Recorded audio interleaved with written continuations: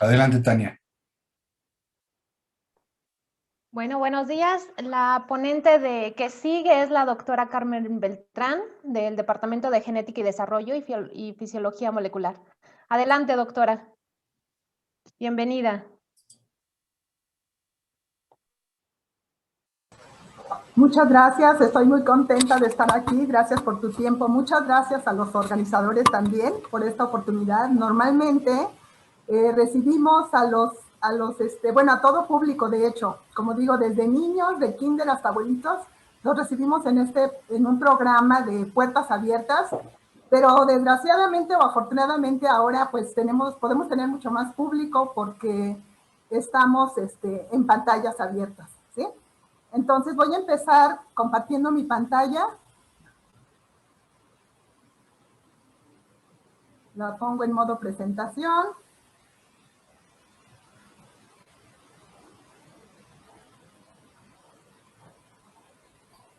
Y bueno, ese es el título de mi plática. Este es mi correo electrónico, ¿sí? Y estoy en el Instituto de Biotecnología de la UNAM, ¿no? Que es una sede de programas tanto de maestría como de doctorado, ¿sí? Y voy a continuar. Bueno, la fecundación, vamos a empezar con sabiendo qué es la fecundación, por qué trabajamos con erizo de mar, que es nuestro modelo principal de estudio, aunque trabajamos con varios modelos. Cómo es que los espermatozoides de erizo encuentran al óvulo para fecundarlo, y finalmente, ¿qué hacemos con estos espermatozoides? Bueno, la fecundación es la fusión de dos gametos, ¿sí? Uno femenino, que es el óvulo, y uno masculino, que es el espermatozoide. Se fusionan para formar un cigoto huevo y de esa manera pues, se puede generar un nuevo individuo o un nuevo organismo. La fecundación, como ustedes saben, puede ser tanto interna como externa. En la interna, bueno, la interna se da dentro del cuerpo de la madre, las condiciones son muy favorables, hay alta probabilidad de fecundación y una alta sobrevivencia de las crías. En la fecundación externa, pues esto es todo lo contrario, ¿verdad? Y aquí están algunos ejemplos de fecundación donde se lleva a cabo la fecundación interna. En mamíferos, en reptiles, en aves, en insectos. En cambio, la fecundación externa, bueno, también aquí tenemos algunos ejemplos, se da en anfibios, en peces, en erizo de mar y entre otros muchos organismos, ¿no? Y entonces estos son los dos, aprovecho para decir que estos son los dos modelos de erizo con los que trabajamos. Utilizamos Strongylocentrotus purpuratus, que son de Baja California, y estos que son gringuitos, que vienen de California, que son Litocainus pictus. Pero ¿por qué erizo de mar? O sea, ¿por qué nos llamó la atención trabajar con erizo de mar? Pues, como ya dije, son de fecundación externa y son un modelo que se ha utilizado como modelo de estudio de la fecundación por más de 130 años.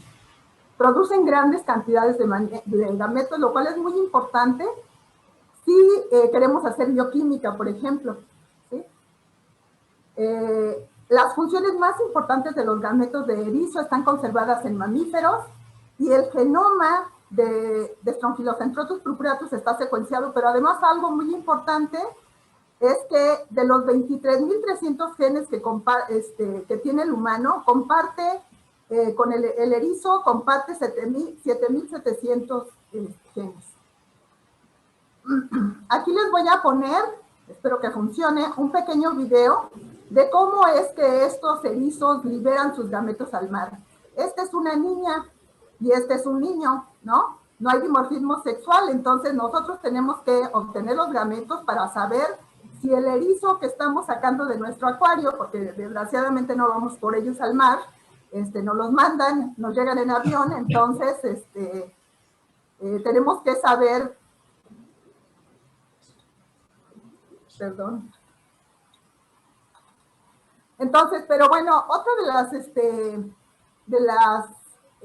de las ventajas de trabajar con estos organismos es que nosotros podemos obtener los gametos muy fácilmente, no se requieren condiciones estériles, ¿no? Simplemente, como ya el doctor Danson les mencionó su plática el martes en la tarde-noche, se inyectan en la cavidad intracelómica con cloruro de potasio, que es una sal, se obtienen y se colectan de esta manera los espermatozoides, que como ya les mostré, los niños liberan espermatozoides y el semen es blanco, y las niñas liberan los óvulos que son naranjas y los colectamos de esta manera. En agua de mar, todo el mundo le hemos dado nos hemos echado un trago de agua cuando vamos al mar, y vean por qué es tan salada el agua. Solamente tiene casi medio molar de cloruro de sodio, entre otras sales, ¿sí?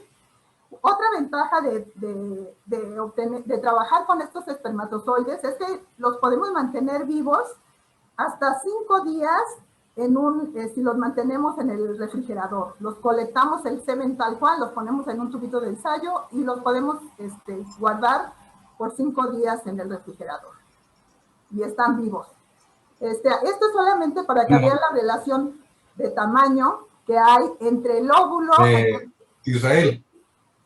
Sí, adelante, que pase, sí, todavía no se ha ido la señal. ¿Alguien tiene abierto el micrófono, Jaime? Bueno, perdón.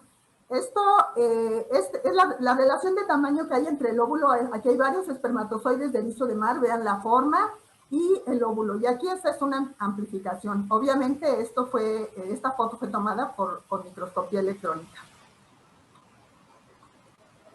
Y este es el óvulo, ¿no? Vean el tamaño del óvulo. 120 micras, 120 micras comparado con el espermatozoide. Este es un óvulo fecundado y esa es otra de las ventajas. Nosotros nosotros no hacemos realmente fecundación directamente, trabajamos más con espermatozoide, pero sí se puede, si nosotros le agregamos espermatozoides al óvulo.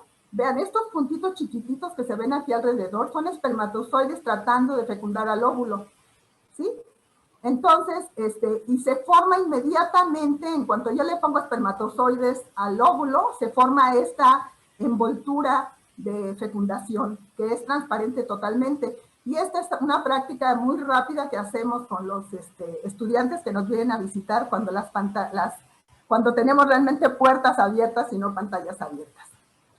Aquí tenemos, en esa diapositiva, diferentes formas del espermatozoide, ¿sí? Aunque tienen diferentes formas, la forma pues depende de la especie, de donde los obtenemos, y estas son las especies, diferentes especies con las que trabajamos en el laboratorio. Erizo de mar, humano, ratón y rata, ¿sí? Y si se fijan, todos tienen algo en común. Están compuestos de una cabeza y un flagelo muy largo. La longitud del flagelo, por supuesto, va a variar dependiendo de la especie, como ya les mencionaron antes. Entonces, lo que quiero que se fijen aquí es que otra diferencia importante es que todos estas especies, estos espermatozoides de mamífero, todos tienen un rosario de mitocondrias aquí en la parte inmediatamente después de la cabeza, ¿sí? En cambio, el espermatozoide de erizo de mar solamente tiene una mitocondria, que parece una dona. Hagan de cuenta que es un corte transversal de la cabeza del espermatozoide de erizo, y entonces aquí esto se ve como una dona, pero realmente aquí están haciendo el flagelo de la cabeza, y esta mitocondria está como una dona envolviendo el nacimiento del flagelo. ¿Sí? Vean el tamaño de la cabeza, 2 micras. Ese es un corte transversal del flagelo, donde ya el doctor Darson les contó antes que este axonema es la maquinaria. Realmente, gracias a esta maquinaria, es por la que el flagelo, el espermatozoide, logra moverse, ¿no? Y están en estos puntitos rojos aquí unas ATPasas que se llaman dineínas, y que hidrolizan todo el ATP, bueno, la mayor parte del ATP que viene de la única mitocondria del espermatozoide de erizo de mar. Aquí aprovecho para decir que en este espermatozoide la mitocondria es la única fuente de ATP, ya que no hay otra fuente, no hay glucólisis como en el caso de mamíferos. Pero ¿cuál es el objetivo del espermatozoide? Pues su único objetivo en la vida es fecundar al óvulo. Y para eso, pues necesitan nadar y nadar mucho, ¿no? Los espermatozoides se liberan al mar, se diluyen muchísimo y tienen que encontrar al óvulo. Para esto, pues se tiene que activar la motilidad porque los espermatozoides están inmóviles en las gónadas debido a que hay un pH muy ácido. En cuanto salen al agua de mar, que se supone que un mar sano debería de tener un pH de 8, no quiero saber qué pH tiene el mar ahorita por el grado de contaminación que hay, pero bueno, en teoría debería tener un pH de 8, entonces cuando se liberan al mar, los espermatozoides se diluyen, aumenta su pH y se activa la motilidad. Pero otra cosa súper importante, no basta con que el espermatozoide llegue al óvulo, tiene que llevar a cabo un proceso que se llama reacción acrosomal, ¿sí? Pero ¿cómo, bueno, yo les había contado que no trabajamos con óvulos, pero sí los necesitamos parte del óvulo, porque de esa manera nosotros engañamos al óvulo e inducimos la reacción acrosomal en un tubito de ensayo. Muy fácil, en un minuto ustedes ya tienen inducida la reacción acrosomal, que ahorita les voy a contar qué es. Pero bueno, el óvulo en esta cubierta externa que se llama, en español le decimos gelatina, en inglés le dicen egg jelly, tiene dos componentes súper importantes para el espermatozoide. Uno es un polímero de fucosa sulfatado, o factor, que también le conocemos así, que es el inductor natural de la reacción acrosomal en el espermatozoide. Pero además de ese factor que induce la reacción acrosomal, tiene este decapéptido, estos son aminoácidos, son 10 aminoácidos de que está constituido este péptido que se llama esperac. Hay muchos decapéptidos, se les conoce como péptidos activadores de la motilidad, ¿sí? Y es un regulador de la motilidad, pero además es un péptido quimioatrayente, ¿sí? El espermatozoide va nadando por acá y de pronto siente el gradiente, esperac se libera del óvulo, siente el gradiente de esperac y entonces se regresa, si va nadando por acá y se dirige hacia el óvulo y esa es la quimiotaxis. La reacción acrosomal se descubrió de hecho en 1952 en Japón por esta investigadora americana, Jean Dan, donde utilizando el primer microscopio de contraste de fases que se inventó, ¿sí? Esta reacción acrosomal, como ya dije, que se descubrió ahí, es un evento único de exocitosis. Aquí estoy poniéndoles la punta de la cabeza de un espermatozoide de erizo de mar, donde podemos ver claramente, claro, podemos ver claramente porque esto está aumentado muchísimas veces. Es una fotografía tomada con un microscopio electrónico. Y entonces esta es la punta de la cabeza, todo esto negro que ven aquí es el núcleo de la cabeza, que está en la cabeza del espermatozoide, y ustedes pueden ver aquí un gránulo que se conoce como acrosoma. Cuando se lleva a cabo el evento de la reacción acrosomal, de hecho, es un evento único de exocitosis, ¿no? Lo que pasa es que hay una actina monomérica aquí, que cuando el espermatozoide está en contacto con la cubierta externa del óvulo o con el óvulo, ¿sí? Se abre se rompe la membrana de este acrosoma, se fusiona con la membrana plasmática que está rodeando la punta del espermatozoide, perdón, y entonces, se polimeriza esa actina que estaba monomérica aquí. Esta polimerización de actina genera forma este túbulo acrosomal. Y otra cosa importante es que, bueno, se liberan vesículas que se conocen como vesículas híbridas, que se llaman así porque tienen una parte de membrana externa del acrosoma y otra parte de membrana interna, membrana plasmática. Y entonces, pero lo más importante es que en esta nueva membrana que expone el espermatozoide tiene proteínas, especie específicas, ¿no? Que van a reconocer, que van a tener receptores en el óvulo. Y de esa manera, si yo libero, digamos, si yo incubo espermatozoides o en el mar se liberan espermatozoides de una especie, pues no van a ir a fecundar óvulos de otra especie. Entonces, bueno, ya les había dicho que aquí está el inductor natural de la reacción acrosomal en la cubierta externa del óvulo, pero otra cosa importante es que en el espermatozoide de erizo de mar yo puedo inducir la reacción acrosomal también de manera artificial. Yo puedo engañar al óvulo y aumentar el pH del agua de mar, ¿sí?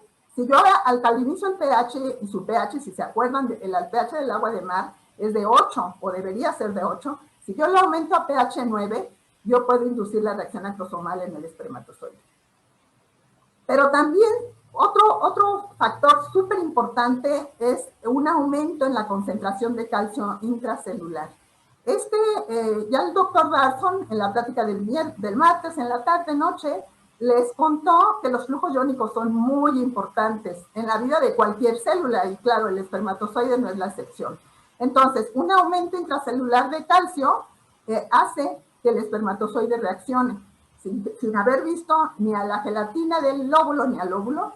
Y entonces lo que se hace es que se pone en contacto con el espermatozoide esta molécula que se llama A23187 y que se mete en la membrana y de esa manera deja entrar calcio. El calcio en el agua de mar es 10 milimolar, adentro del espermatozoide es alrededor de 100 nanomolar, ¿sí? Y bueno, aquí si nosotros vemos el espermatozoide, ahora no con un microscopio electrónico, sino con un microscopio de contraste de fases, así es como se ve el espermatozoide. Y aquí el túbulo acrosomal que les mostré muy bonito con el microscopio electrónico, pues apenas se alcanza a distinguir. Pero yo cuando era joven podía contar muy bien la reacción acrosomal, porque otra ventaja de estos espermatozoides es que no necesitan teñirse para poder contar la reacción acrosomal, que es justamente la formación del túbulo acrosomal o la desaparición del acrosoma que normalmente está aquí en la punta del espermatozoide. Vean, esta es la escala, ¿no? Estos son 1.4 micras, aquí es la escala, es de 10 micras, para que tengan una idea de qué estamos hablando.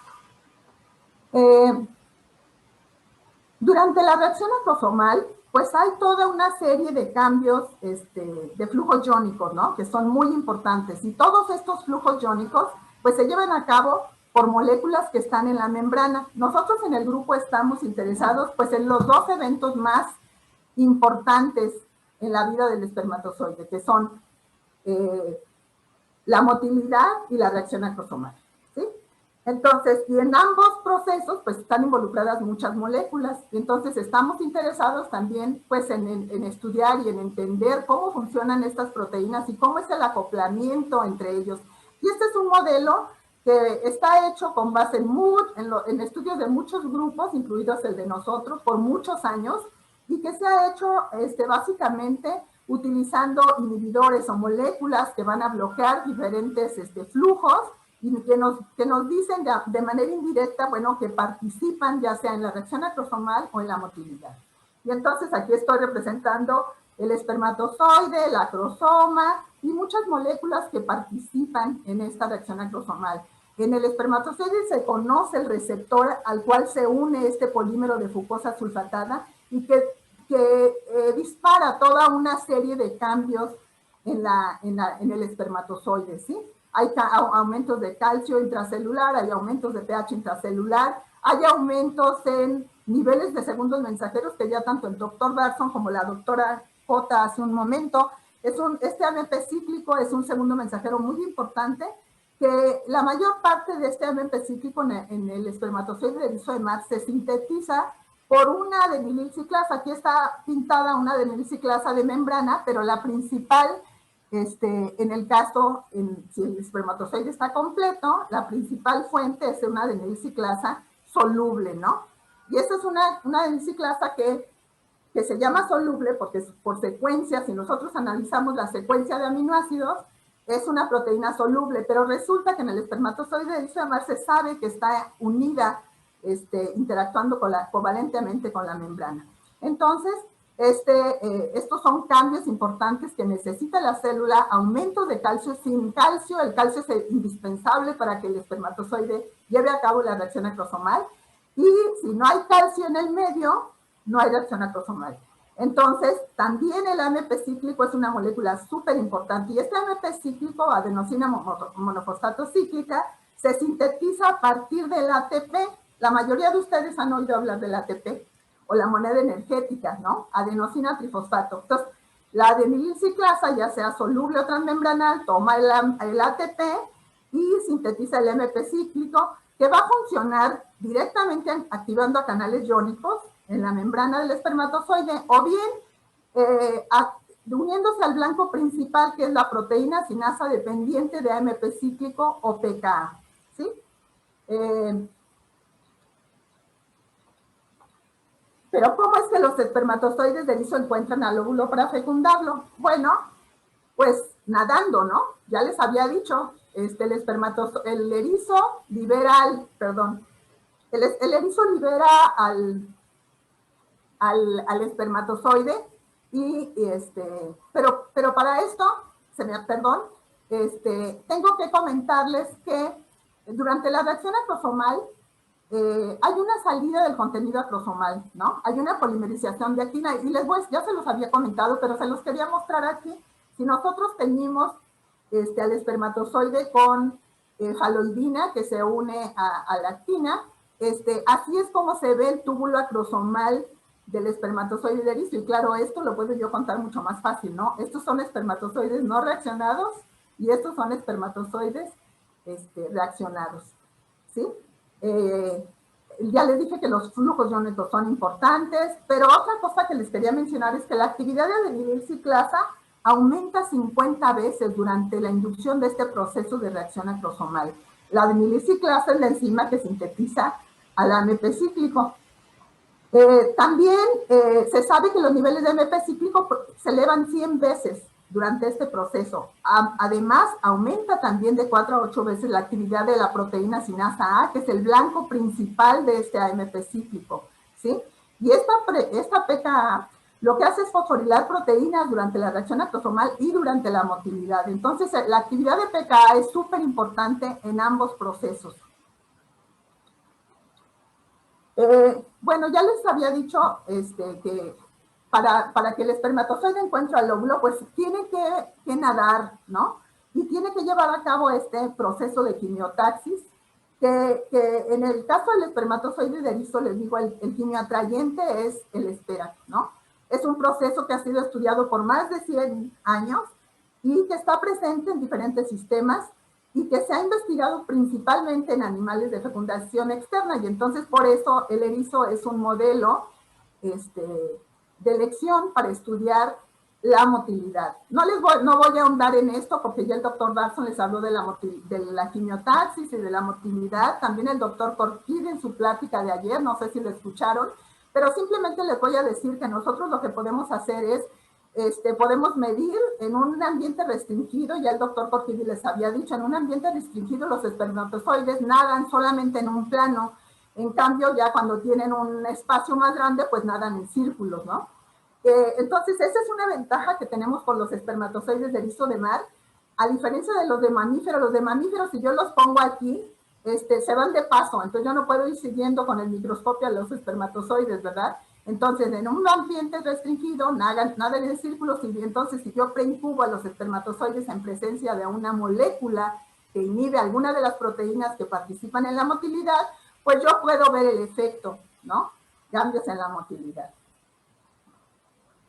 Esto también ya se las mostró tanto el doctor Darson como el doctor Porfirio, simplemente para mostrarles que nosotros podemos marcar a los espermatozoides con un fluoróforo, que tiene un indicador de calcio. Este es un experimento de quimiotaxis, justamente donde simulan un gradiente de ESPERAC, este péptido quimioatrayente, que está modificado con este grupo, de tal manera que cuando se da un flash de luz, que lo van a ver aquí, o ya lo vieron en rojo, entonces ven cómo los espermatozoides se relocalizan y giran hacia el centro del gradiente, donde creen que está el óvulo, ¿verdad? Porque no está el óvulo, está solamente este componente del óvulo. Pero otra ventaja de estos espermatozoides es que yo puedo separar diferentes fracciones. Esta es una fotografía de microscopía electrónica de un espermatozoide de erizo, pero no de Pictus ni de Purpuratus, y es Paracentrotus lividus. Y entonces aquí vemos el acrosoma, todo lo negro es el núcleo, esta es la membrana del espermatozoide, de la cabeza, esta es la mitocondria y aquí está el inicio del flagelo. Entonces, pero como les decía, una ventaja es que fácilmente yo puedo separar diferentes fracciones del espermatozoide. En el caso de erizo, en el caso de mamífero no es tan fácil. En el caso de erizo, si yo paso por una jeringa con una aguja, paso los espermatozoides a través de esa aguja, varias veces yo puedo separar la cabeza y el flagelo. Puedo tener la cabeza separada, el flagelo separado. Además de las cabezas, yo puedo aislar el núcleo, puedo aislar el acrosoma, pero también puedo aislar la única mitocondria, que como les había dicho, es la única fuente de energía que tiene el espermatozoide para poder nadar, llevar a cabo la reacción acrosomal y llevar a cabo todas las reacciones, ¿no? Entonces, nosotros también en el espermatozoide de erizo, bueno, hay colorantes también como para los de mamífero, con los cuales podemos teñir de manera diferencial diferentes partes del espermatozoide. Aquí les pongo un ejemplo en este trabajo, que fue el trabajo de doctorado de Juan García Monroy. Él lo que hizo fue utilizar un colorante de potencial de membrana pero mitocondrial, y ustedes, si ustedes ven con contraste de fase y fluorescencia los espermatozoides, esta es la fluorescencia, donde se ve que solo la mitocondria está marcada. Bueno, de hecho, donde pueden ver que solo la mitocondria está marcada es en esta sobreposición de la fluorescencia con la microscopía de contraste de fases, ¿no? Y él utilizó este colorante que se llama rodamina 123, esta es la molécula, y entonces de esa manera él pudo medir, aquí en esta gráfica les muestro, está la fluorescencia normalizada en el eje de las Y, en el eje de las X está el tiempo en segundos, todos los cambios, a diferencia de mamífero, aquí son todos los cambios son en segundos, es muy rápido. Entonces, cuando agrega el espera, decapéptido de la envoltura del lóbulo, se pueden obtener diferentes aumentos, diferentes cambios, ¿no? Aquí hay un aumento del pH intracelular, que ya les había comentado, un aumento en el potencial de membrana también mitocondrial, aquí está midiendo potencial de membrana mitocondrial con este colorante, pero también él midió un cambio en la concentración de NADH, ¿no? Y entonces, eso es nada más les quería comentar rápidamente. ¿Qué otra cosa hacemos con estos espermatozoides? Bueno, otra cosa que podemos hacer es aislar pedacitos de membrana, ¿sí? Aislar pedacitos de membrana para investigar realmente qué moléculas están en la membrana del espermatozoide. Nosotros sabemos, como ya les había dicho, sabemos que utilizando inhibidores o bloqueadores de la participación de diferentes moléculas en las funciones del espermatozoide, ya sea en la reacción o en la motilidad, en la quimiotaxis, podemos saber su participación. Pero realmente no sabemos de si realmente muchas moléculas están ahí o no. Entonces, nosotros tratando de ayudar, de participar en la identificación de esas moléculas, una de las cosas que hacemos es aislar pedacitos de membrana que se llaman balsas lipídicas, en inglés les dicen lipid wraps, y bueno, les dicen de muchos otros nombres que no les voy a decir, pero bueno, si los buscan en inglés como lipid wraps van a encontrar muchísima información, que son realmente plataformas de señalización. Estos microdominios de membrana, que también se llaman así, están enriquecidos en esfingolípidos, en colesterol. Estas moléculas rojas, bueno, aquí está representada la membrana celular, está formada, ya saben, por una bicapa lipídica que está formada principalmente por fosfolípidos, pero bueno, también tiene colesterol. Ya les mencionaba la molécula de colesterol la doctora Cote, ¿sí? Entonces, todas estas cosas rojas que están aquí es colesterol. Si se fijan, en esta parte del microdominio de membrana está un poco más gruesa la membrana que en esta otra. Y entonces lo que pasa es que en este microdominio de membrana, que también tiene glucolípidos, todas estas cosas azules son azúcares que están unidas covalentemente a los lípidos de la membrana. También tiene oligosacáridos, bueno, también tiene singolípidos, ¿no? Que está representado aquí. Aquí está la estructura de un singolípido, la del colesterol y de un glucolípido. Y se llama glucolípido porque es un lípido que tiene unido un azúcar, en este caso glucosa, ¿no? Entonces, en estas plataformas de señalización se reclutan membranas, ¿sí? Se reclutan membranas, se reclutan proteínas, ¿sí? Que van a llevar a cabo un proceso de señalización. Esta es una fotografía de balsas lipídicas que se hicieron en bicapas artificiales, quiere decir que las formaron con bicapas, con lípidos artificiales, lípidos sintéticos, perdón, y entonces es como se verían estas balsas flotando, digamos, en la membrana de la célula. ¿Cómo aislamos esas balsas? Nosotros lo que hacemos es, bueno, incubamos a los espermatozoides en presencia de un detergente no iónico que no va a desnaturalizar las proteínas. Generalmente usamos Triton F100, los ponemos en un gradiente de densidad. Ya sabemos que con este estudiante, que bueno, aquí no está su nombre, pero es Arlet Loza Huerta, que fue su trabajo de doctorado. Con ella montamos este gradiente en OptiPrep para aislar las balsas lipídicas. Ella demostró que en esta fracción que se ve aquí en negra, está el marcador, uno de los marcadores de las balsas lipídicas del espermatozoide de erizo de mar, que es flotilina.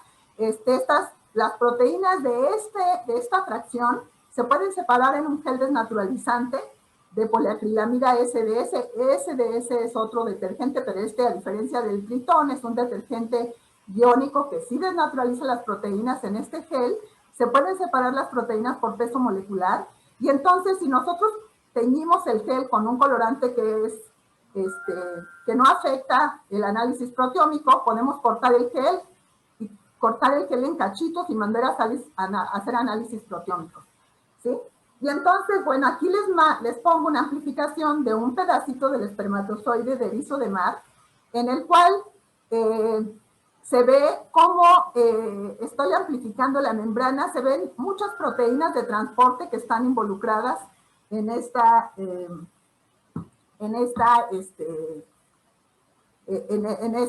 están participando, digamos, están formando parte de la balsa lipídica, ¿no? Aquí les muestro, les recuerdo nada más que del óvulo obtenemos el espera, que es este decapéptido, ¿sí? Y aquí hay varias proteínas. Aquí está el espera uniéndose a su receptor en el flagelo del espermatozoide, y hay varios canales iónicos y proteínas de señalización, ¿no? Pero aquí les quiero mencionar también este canal que ya les había mencionado antes el doctor Darson.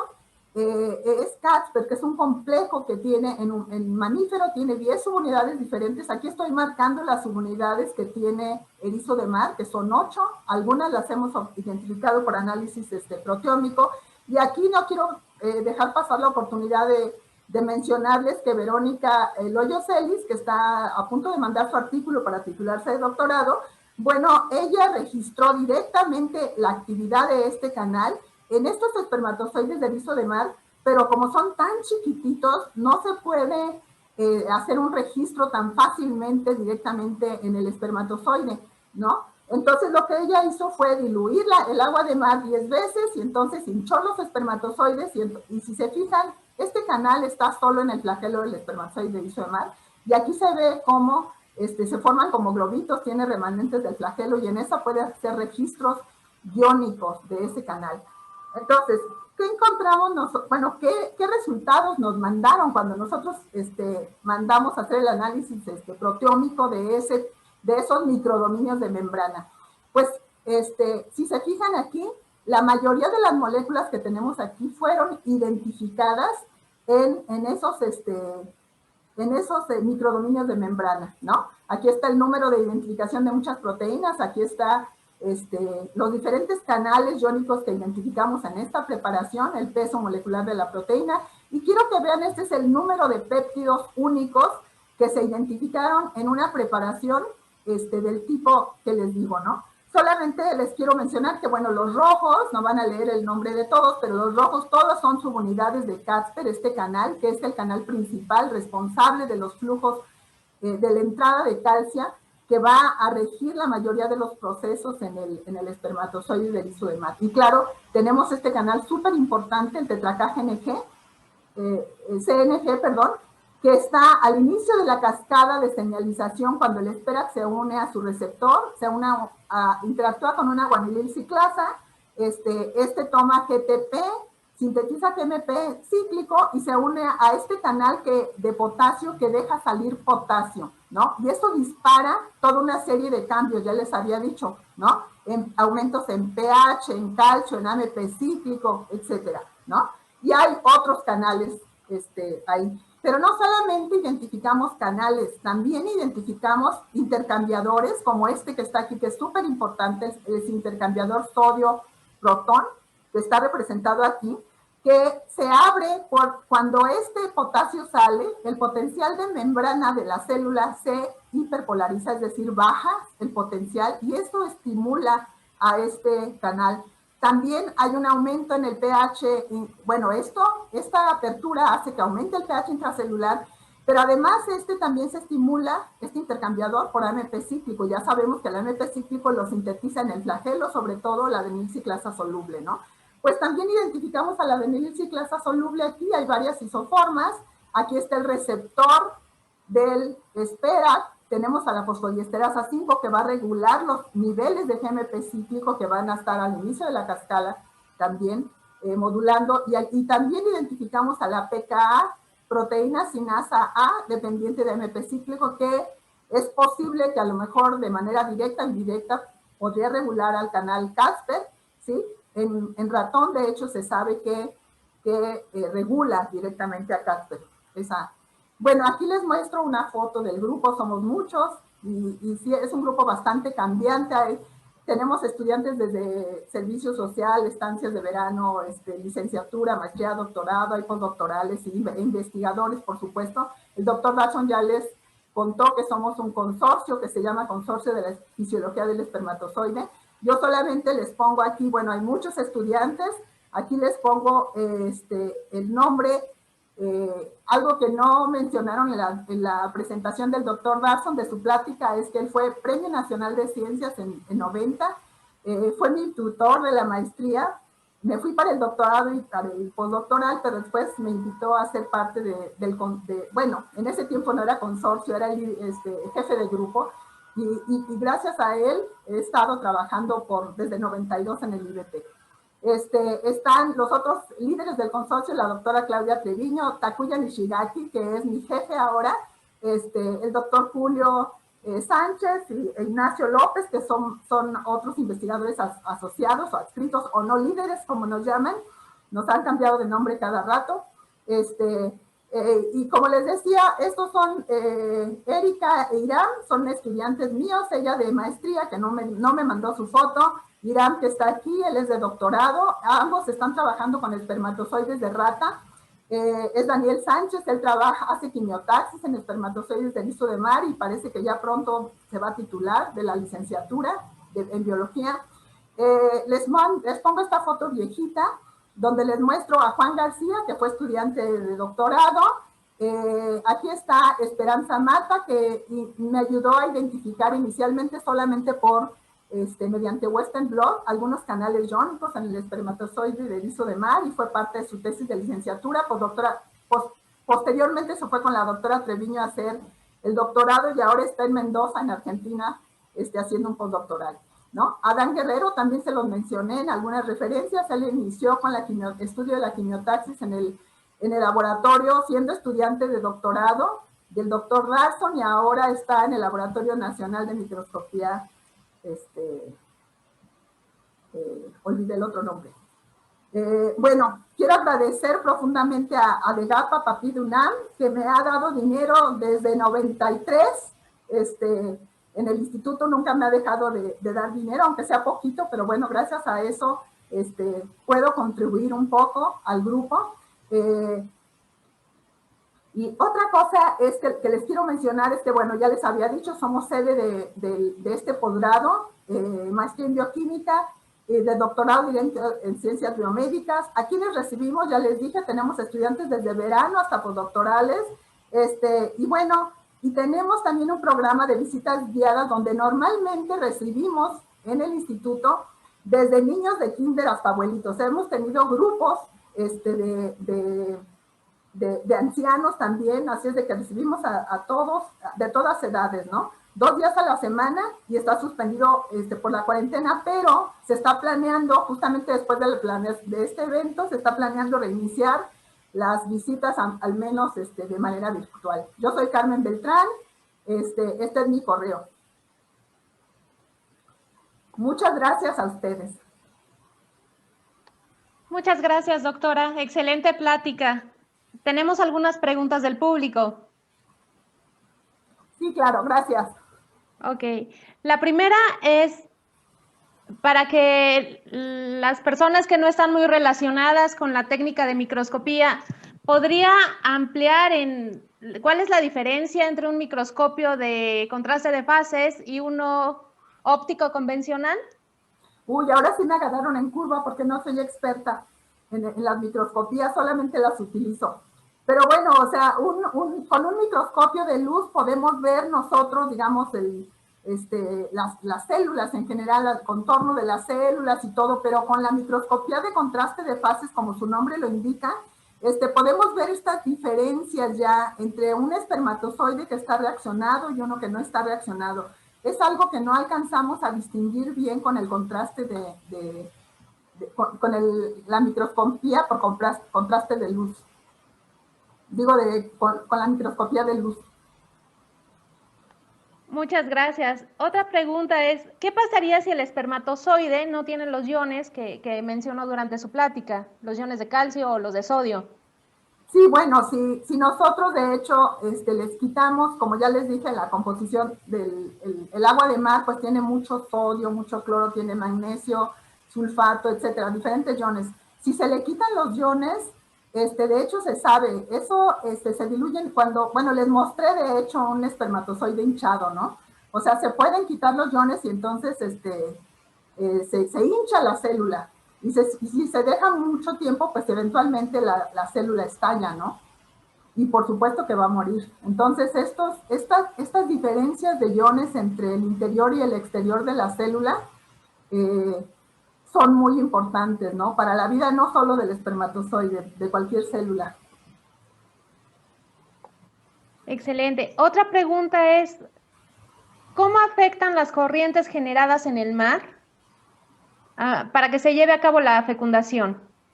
Bueno, pues sí afectan, de hecho, por ejemplo, de las 2 especies, obviamente si hay mucho movimiento en el mar, pues entonces los espermatozoides se van a alejar mucho más, ¿no? Este proceso de quimiotaxis que les mencionaba, pues es a distancias muy, muy cortas, ¿no? No es lo mismo, por ejemplo, el erizo de mar de Purpuratus uno lo puede encontrar en las rocas caminando, que se encuentra a la orilla del mar. Ahí lo encuentra, ¿no? Caminando uno lo puede colectar en el mar, ahora más difícil porque cada vez hay menos, y entonces, bueno, ahí el movimiento de las olas es muy fuerte, o sea, las olas vemos cómo estallan, ¿no? En las rocas, y es donde están ahí, principalmente en las rocas, estos erizos morados o de purpuratus, ¿no? En cambio, los pictus están en lo profundo del mar, ¿no? De hecho, para colectar los erizos de pictus, pues tienen que bucear. Entonces ahí, pues no hay tanto movimiento, ¿no? De olas. Entonces ahí, pues digamos, hay un poco, están más accesibles, digamos, los espermatozoides, más cercanos a los óvulos, ¿no? Qué interesante. También relacionado con el ambiente en donde viven los erizos, ¿hay alguna afectación? Bueno, el esperac se diluye en el agua del mar. Sí. Sí, porque se libera de la gelatina, de la envoltura del óvulo, se libera. Y entonces, bueno, ahí es eso es lo que va a ocasionar que se vaya y se une al receptor que tiene el espera en el flagelo del espermatozoide, y eso va a causar toda esta serie de cambios, ¿no? Ok. ¿Sabe cuál es la vida promedio de un erizo de mar? No sé exactamente, pero sé que viven más de 100 años, ¿eh? O sea, es impresionante. Un erizo puede vivir más de 100 años. No es nuestro laboratorio, por supuesto, porque en nuestro laboratorio pues los pedimos y los usamos, ¿no? Entonces, pero en el mar se sabe que un erizo puede vivir más de 100 años. Y hay diferentes tipos de erizos. Bueno, del mismo seguidor desde YouTube le pregunta si son tóxicos los erizos para los humanos y si se necesitan condiciones especiales en su laboratorio para mantenerlos. Bueno, en el laboratorio esa es otra ventaja, ¿no? En el laboratorio, bueno, los erizos no son tóxicos para los humanos. Nosotros, de hecho, los sacamos del acuario, los mantenemos en acuario, y los sacamos con la mano, ¿no? O sea, realmente, digo, hay veces que nos ponemos guantes, pero no es necesario, ¿no? O sea, realmente los tomamos con la mano, no son tóxicos. Y sí, o sea, no. ¿Cuál era la otra pregunta, perdón? ¿Cómo los mantienen en el laboratorio? Sí, los mantenemos en acuarios, generalmente entre 15 y 16 grados centígrados. Con agua de mar preparamos, obviamente no traemos el agua del mar, sino compramos sales. Nos venden sales ya listas nada más para sal de mar, decimos agua de mar artificial, y la diluimos, ¿no? Entonces, así los mantenemos en los acuarios, ¿no? Mientras los utilizamos. Y relacionada con la misma pregunta, ¿cómo los alimentan o de qué se alimentan? Bueno, en el mar se alimentan de algas y de bacterias que estén por ahí, ¿no? O sea, de lo que haya cerca. Pero en el laboratorio realmente no los alimentamos, se alimentan de lo que hay en los acuarios. Nosotros les cambiamos, digamos, más o menos periódicamente la mitad solamente de agua del acuario, pero hay mucho, o sea, tratamos de no se cambie el agua totalmente, porque ahí tienen mucho alimento. Entonces comen. Otra cosa que hacen es que se pueden comer entre ellos también. Cuando están mal, algún erizo se va al fondo del acuario y entonces otro aprovecha y se lo empieza a comer. Es impresionante. Qué increíble. Y relacionado con las técnicas que ustedes utilizan en el laboratorio, ¿los colorantes que usan pueden ser citotóxicos? No me acuerdo de alguno que sea citotóxico. Digo, obviamente, además los usamos en cantidades muy, muy pequeñas. O sea, nos venden, son caros, nos los venden en cantidades muy pequeñas. Nosotros preparamos el compuesto y lo diluimos, lo guardamos en cantidades muy pequeñas. Y realmente yo, por ejemplo, para un experimento, para marcar espermatozoides de erizo, para marcar 20 microlitros, uso 2 microlitros del compuesto, ¿no? Entonces realmente no hay ningún problema, ¿no?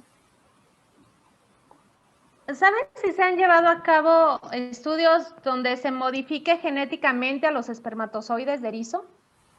No, genéticamente no. De hecho, bueno, esto es algo que no podemos hacer en los erizos. Eso se hace en mamíferos, ¿no? Pero en los erizos no. En los erizos, o sea, tenemos los espermatozoides y las únicas herramientas que podemos utilizar para conocer la participación de una molécula en una función fue, como les dije, inhibidores, bloqueadores de alguna enzima, de un canal iónico, de un transportador.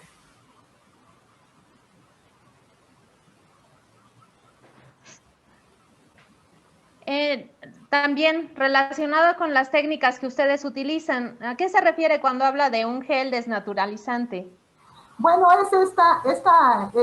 sí les mostré, es como una gelatina, les mostré el gel ahí, que tiene las proteínas que separamos, que las teñimos para poderlas ver. El gel normalmente se ve, hagan de cuenta, una gelatina transparente, totalmente incolora, y Y ese gel desnaturalizante se forma de polímeros, ¿no? Se forman polímeros de acrilamida, bisacrilamida. Esta acrilamida, bisacrilamida sí son muy, muy tóxicos, hay que tener mucho cuidado. Cuando no está polimerizado es muy tóxico, entonces nunca hay que trabajarla con las manos, hay que usar guantes, etcétera, hay que tener mucho cuidado. Tratar de no pipetear con la boca, por supuesto, porque es muy peligroso, es neurotóxica. Pero una vez que se forma la gelatina, que ya polimerizó, entonces ya no hay ningún problema, uno puede manipular el gel con la mano sin problema. Y este gel, este polímero con este polímero se hace una malla, ¿no? Se hace una malla que tiene diferentes poros. Uno escoge de qué tamaño de poro quiere que se formar esta malla. Y entonces uno puede, de hecho son geles que se utilizan para calcular el peso molecular de las proteínas que se separan ahí. Si se acuerdan, ustedes vieron que hay diferentes bandas, ¿no? Teñidas de azul. Y entonces cada banda tiene un peso molecular diferente. De hecho, en una banda puede haber muchas proteínas y eso lo vemos, porque si yo corto una banda y la mando a hacer análisis proteómico, pues no es una proteína. Son muchas proteínas, perdón, que tienen el mismo peso molecular o que puede ser diferente peso molecular, pero que tienen diferente movilidad por las propiedades de las proteínas. Las proteínas, como ya les había mencionado, pueden ser solubles o hidrofóbicas.